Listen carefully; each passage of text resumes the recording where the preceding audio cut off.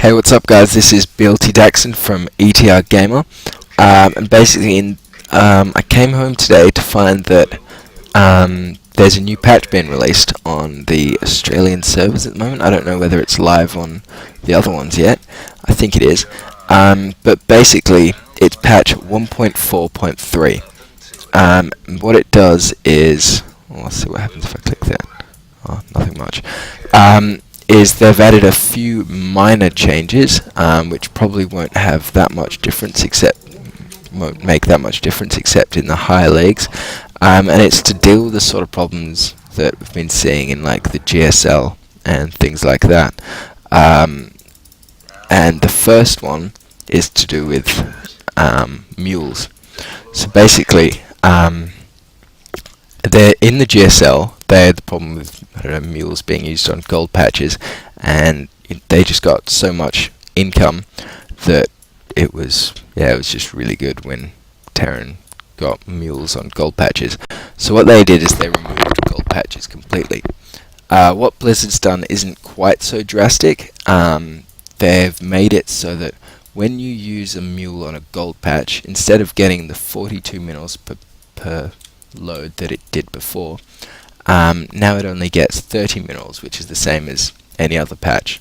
So that's just to make it, a bit more standard, just so they couldn't, mine out the gold so quickly with mules, which I think's a good change. And the next thing is to do with snipe. That's why I've got these ghosts here.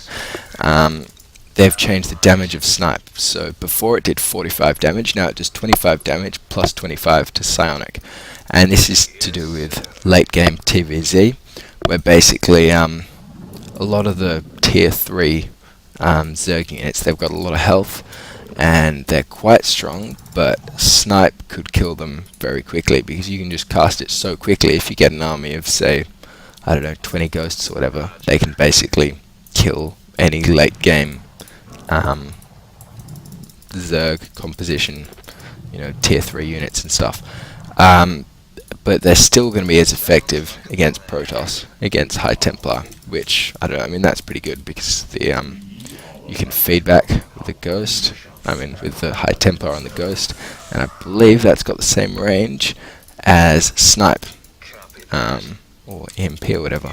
So yeah, you can see High Templar only have 80 health total, 40 health, 40 shields, and this Snipe does 50 damage, so kills it in 2 shots, as you can see, which is still quite effective, which, it's not necessarily a bad thing, because you don't see Protoss, massing High Templar, and unlike late game Zerg, where they've got to get a bunch of tier 3 units, and they can all be sniped off, whereas, Protoss tends to have a sort of more, diverse army, I guess. It's not, like, focused, so well, High Templars are really important, but you can get a few of them or whatever.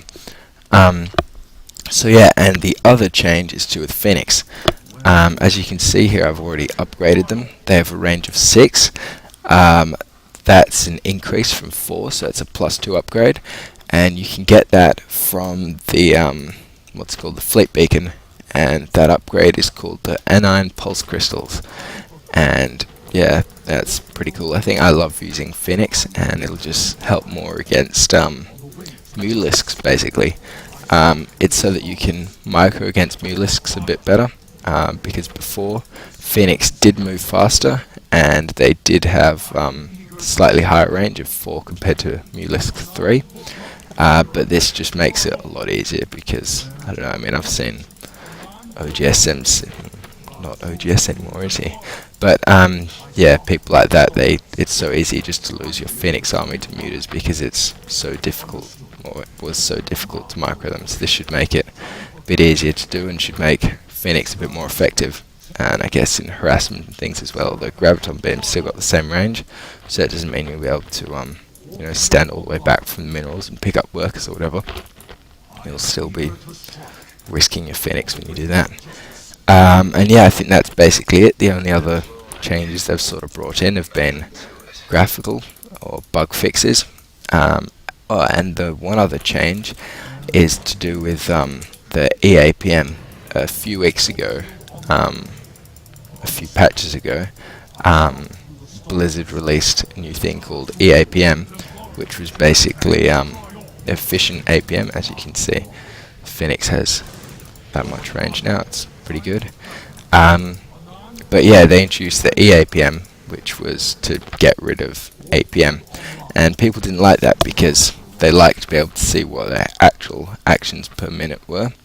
So now Blizzard have sort of compromised, and they've made it so you can see both of them when you watch the replays. You can see your APM and you can see your EAPM. So yeah, I think that's definitely a good move. It just, I don't know, helps the people that did want to be able to see what their actual APM was. But yeah, that's basically it. So thanks for watching. If you want to check out any more videos, make sure you subscribe. We bring up new Starcraft and other gaming videos all the time. So yeah, thanks for watching. This is BLT Daxon from ETR Gamer. See you next time.